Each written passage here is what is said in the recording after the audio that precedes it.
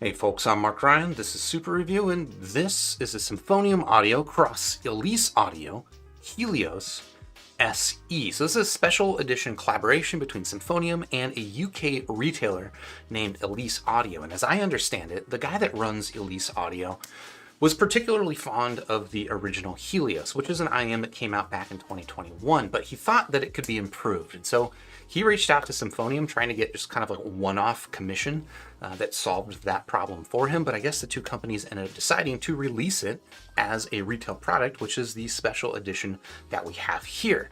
So what was it that Elise Audio wanted to improve about the original Helios? Well, as it turns out, it's kind of the exact same thing that was my number one complaint about the original Helios, and that was the form factor, okay? I reviewed the Helios almost 2 years ago, and it was a very, very impressive sound, even at the price of like $1,100. But the form factor was kind of a problem. It was a big shell and maybe aesthetically challenged. And so Elise reached out to Symphonium to work on a version of the Helios that tried to solve those problems, but without changing the sound. And did they succeed? Well, for the past few weeks, I've been listening to the Helios SE to try and find out, and I'm ready to let you know what I think.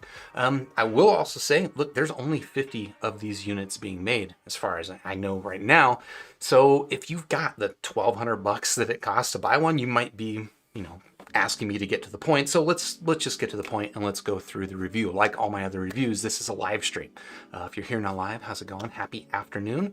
If you have any questions about the Helios SE or anything else that I don't get to, please leave it in the live chat. And at the end of the review, we will stick around and have a conversation where I can hopefully answer all of your questions. But with that out of the way, if you want to check out the Helios SE, I've got it linked to Elise Audio down below. And while we're talking about down below, let's go to the table and start talking about the build, the physical aspects of this IM before we get into talking about the sound and how it compares with a couple of newer competitors, given that things have changed since this thing originally came out. So let's start with what's inside the box. And first of all, this is the box. I assume this is the retail box. It does. This is a version that is specifically a reviewer loaner unit. So there may be something different about the final retail box, but it seems like that is what you should get, and this is roughly what you should expect inside of it. One thing to note, which I'm not going to pull up right now because I don't know, you can just go to Squiggly and check it out, but it was interesting that they included a frequency response of this particular unit inside the box, which I think was a pretty nice touch. I wish more IMs, especially expensive IMs like this one, came with that touch. Apart from that, well, you get a little cleaning tool, which is nice and thankfully not used, as well as a metal carry case. And this is, I think that the original Helios came with a version like this. Very nicely made. It's like kind of an aluminum shell, but it does make this kind of awful sound. I guess it's not that awful, but man, if you're allergic to sounds like that, just be warned. But it is very nicely made, and puck size, it's not especially large, not quite pocketable, but I think this is a pretty nice way to store your IMs. It's got a little bit of a felt cover inside and a Symphonium audio sticker, which has got to be worth at least 600 of those $1,200 this thing costs. All right, apart from that, you get the IM. I assume this also will come with a wide selection of ear tips, as Symphonium's audios IMs typically do, but this review unit just came with ASLA, or just one pair actually, of ASLA Sedna ear tips. And well, apart from that, let's talk about this cable, which is, as far as I can tell, the same cable that came on the original Helios, and that is not a bad thing. This is a pretty nice little cable. It is a little bit on the thin side, as you can see, which I like. I generally like a thinner cable, and as you can also see, that the cable behavior is quite good. It does not stiff, does not have memory to it, and just generally, I don't know, it doesn't maybe look like much, but this is kind of peak performance, in my opinion, in terms of how cables should behave. The one thing I will note is that this version came with a 4.4 millimeter bounce connector. I assume you can order that with 3.5 if that's how you prefer it. And generally I do prefer 3.5, so while I do appreciate this cable, I actually didn't end up using it myself very much because I like the compatibility of a 3.5. One thing maybe also, I'm going to talk about this later, so I'll mention it now. The Helios, and it's also true here of the SE, is actually a particularly hard to drive IM. So you might actually want to have that extra power from the balance, but again, I don't know. it's not like that hard to drive. It's certainly not as hard to drive as like a pair of Sennheiser HD600s, and that will run fine off of almost all of my DAPs. So I don't know. If you want the extra power, not a bad choice to go with it here.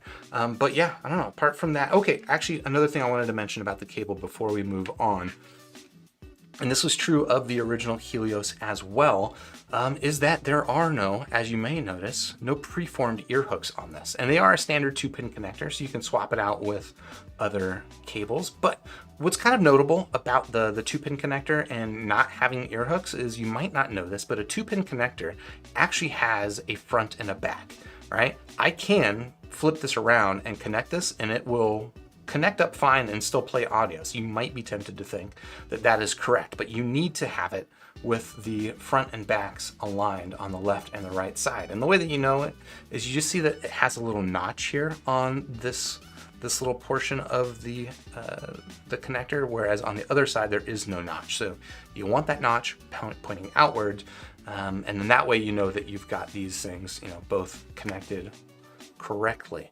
The problem that you will encounter if you have one of these connected correctly and the other not connected correctly is you will have some weird phase issues, and it might just be kind of inexplicably wrong sounding, but definitely something is wrong. And it's just kind of a, I don't know, I guess a risk of having a 2-pin connector without preformed ear hooks, is that it can be hard to tell what is front and back, and it is important. So I thought I would take a moment to mention it. So that said, all right, let's dive in and talk about these earpieces, which are kind of the main thing that is different here about this IM.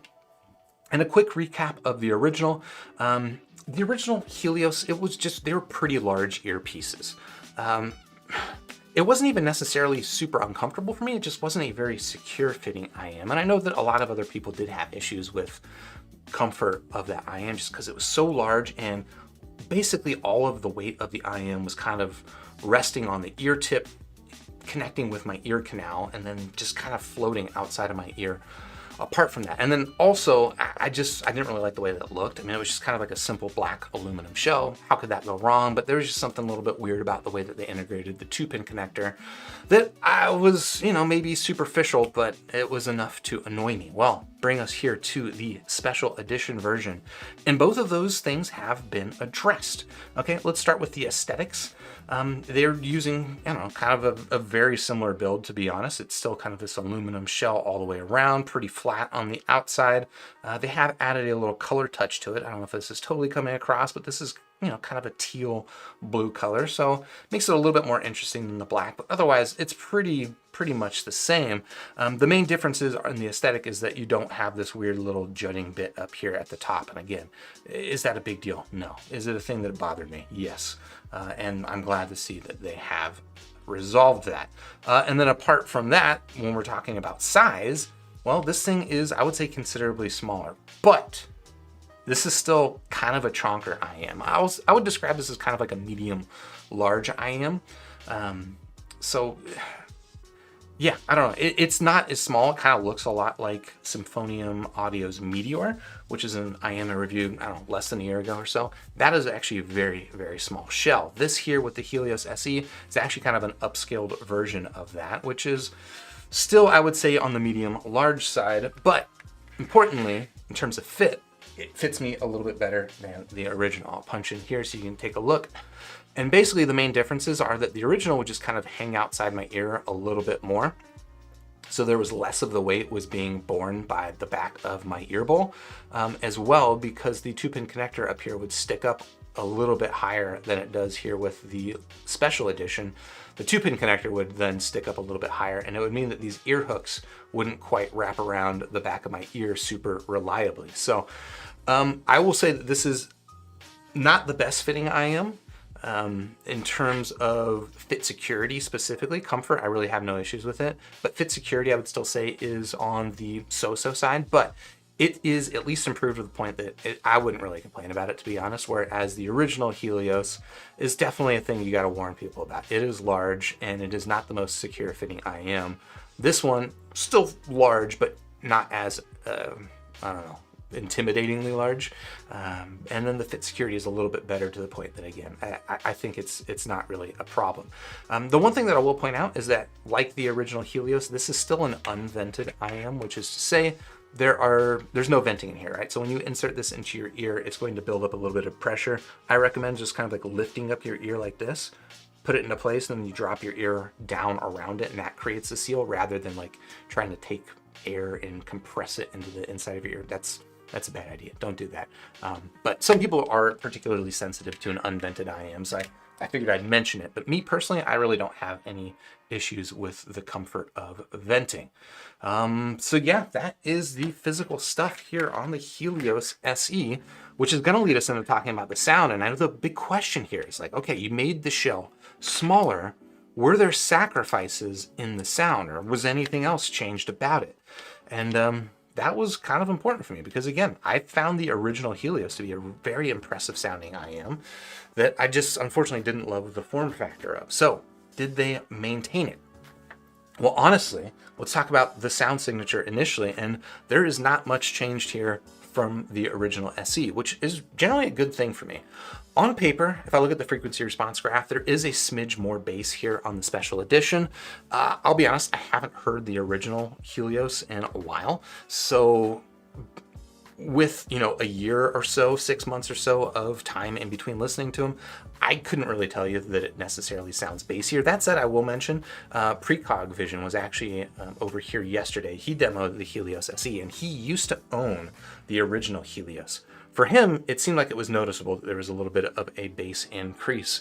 But again, for me, having heard them 6 months apart, it sounded more or less the same. So it sounds more or less the same as the original. If you never heard the original, that's not super informative. So let's actually get into the details and describe this thing. What I would say the Helios sound is kind of a lean, vaguely bright, neutral sound signature. It is very much a mid-range forward sound, very, very well extended treble with a very lean lower mid-range and upper bass kind of scoop in it, all right? It also does still have a big sub-bass boost, which when mixed with the lean mid bass and the big sub bass boost, basically what that means is it just doesn't sound very bassy most of the times, or depending on the music that you're listening to. When you're listening to music that has significant sub bass presence, it really does come across quite well. But if you're listening to stuff that is, let's say, classic rock, where there's not a lot of deep droning sub bass, it's just mostly about like the mid bass kick drums and stuff like that. Here it can come across a little bit on the lean and clinical side. So that's the general sound signature here on the Helios SE.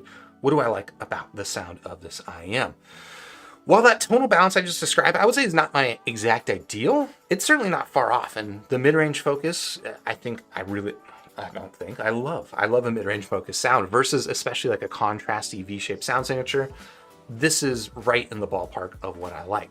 And also just kind of going along with that tonal balance is just outstanding vocal reproduction.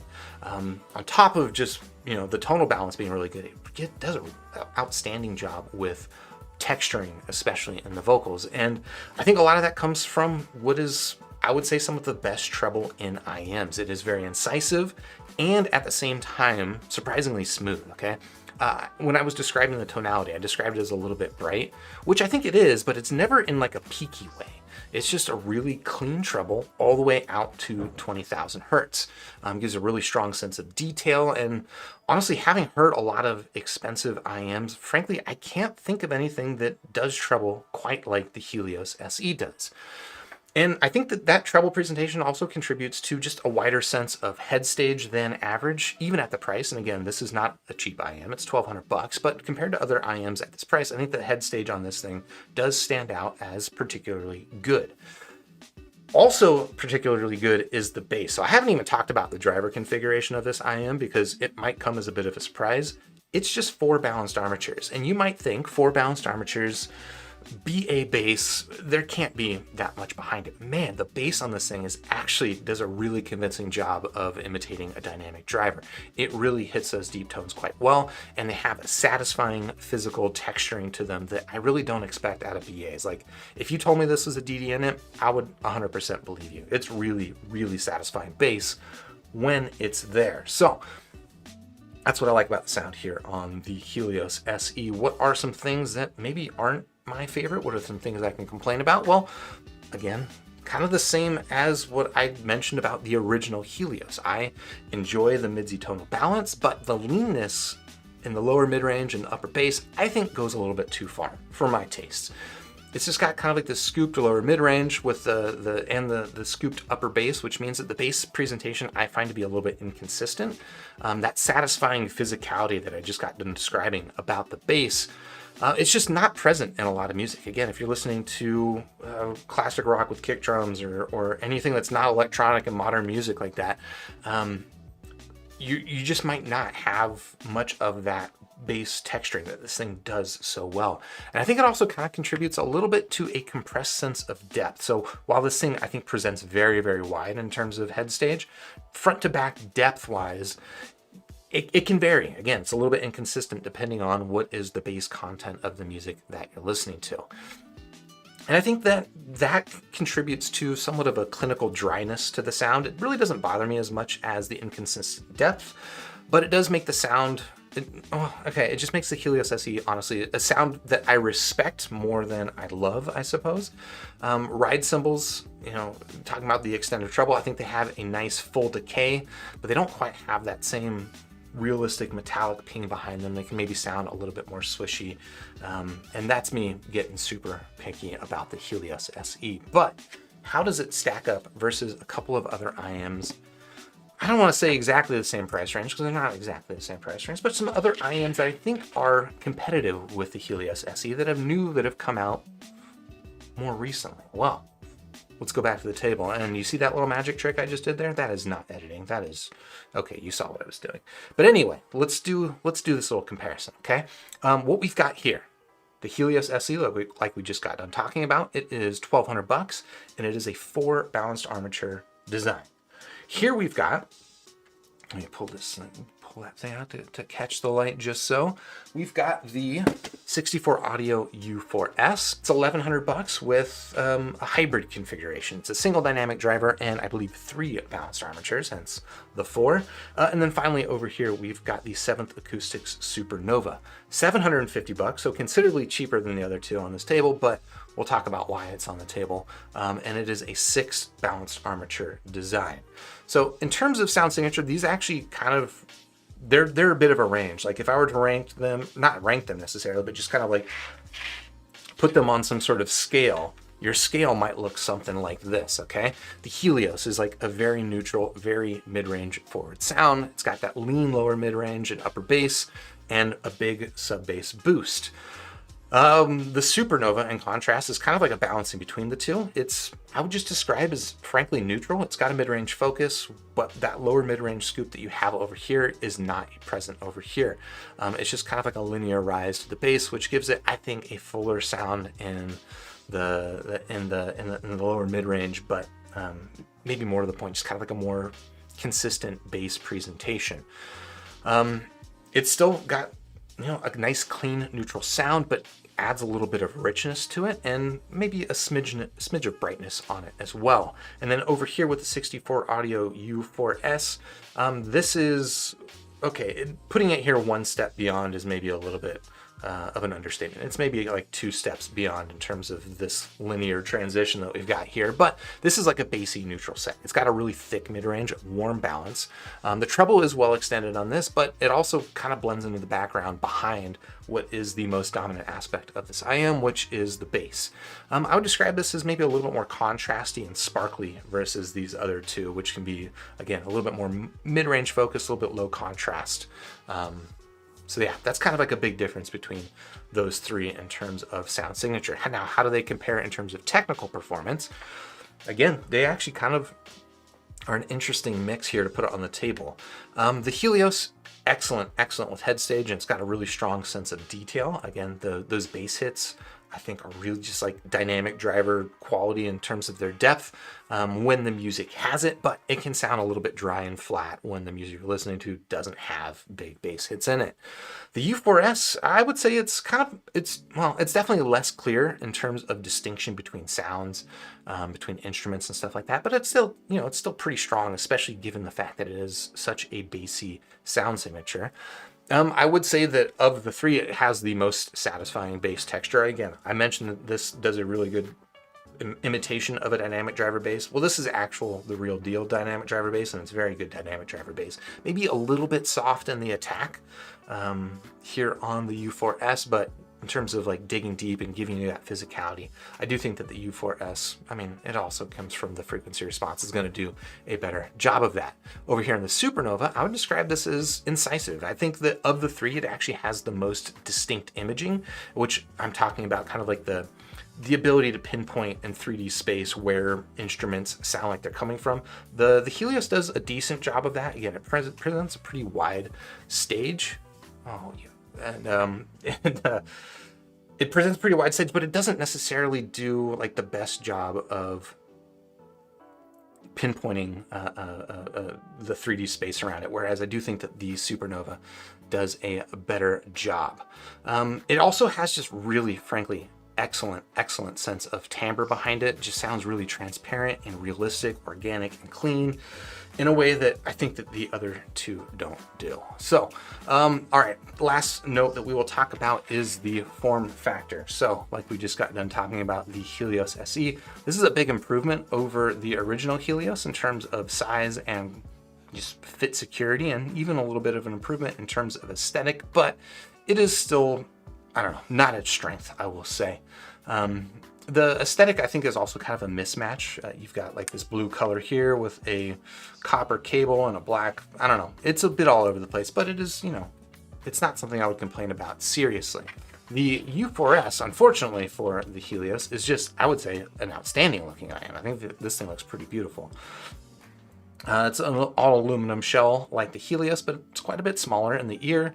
Fit security is maybe not necessarily that much better, but it does fit smaller. And then just aesthetically, I think that 64 Audio did a really good job with this. Pretty simple, but kind of nailed it. And then finally, over here with the 7th Acoustics Supernova, I would say that of the three here, this was kind of like the most stylized. It's got these abalone faceplates, and actually when you order it, part of the ordering process is you get to pick out which kind of abalone faceplate you want, which makes it kind of fun. So this is the one that I actually picked for myself. And apart from that, well, the fit of the Supernova is, I would say, the most stable of the bunch. It is kind of like a semi-custom fitted design, if you can see here. It doesn't have any extreme wings or anything like that, but it is, you might notice, let's see if I can get this on camera, it's a little bit wider here at the base than it is on the outside, which means that when you fit it into the ear, it kind of like locks in with the concha. Here, I might as well do a little fit demonstration for you. It locks into the concha and just gives me a really nice and stable fit. And like the Helios, this is an all balanced armature design, but unlike the Helios, it is a vented design, which means that there is some pressure relief once you fit this thing in your ear. But yeah, generally that is how I would compare these three IEMs. And I think that will lead us into the final conclusion, final thoughts here on the Helios SE. Look, in the end, when I reviewed this thing about 2 years ago, I had two major complaints. Complaint number one was the physical form factor. And I don't want to say that they knocked it out of the park, but it's definitely an improvement to the point that I wouldn't be one of my number one complaints anymore about it. They've fixed the form factor. This is a fine fitting IEM. Complaint number two was that, well, it's just a little bit lean in the mid-range, and they haven't really changed the sound, which means that both a blessing and a curse. If you love the sound of the original Helios, or if you've never heard it before, and you're really just looking for one of the cleanest treble presentations I've heard in an IEM, well, the Helios and the Helios SE delivered that. But for me, maybe it's the sound that, again, I might respect a little bit more than I love. So I don't know. That said, I'm going to give it a very solid 4 stars out of 5. And if you want to check it out, like I mentioned, there's only 50 of these units made, so I've got it linked in the description down below. And while you're down there, if you found this video helpful, if you're having a good time, you're just feeling jovial today, hit the upvote button, the like button, subscribe to the channel, ding the YouTube bell, and also look for a link on Discord, or link to Discord in the description, because I spend way too much time on Discord. This conversation that we're about to have, it's going to end eventually, and there's going to be a week or so between this and my next video. If you want to continue the chat, continue the conversation, I recommend joining us on Discord. If you're here now live, stick around. We will have a conversation in a bit, but otherwise, I'll catch you on the next super review. Cheers.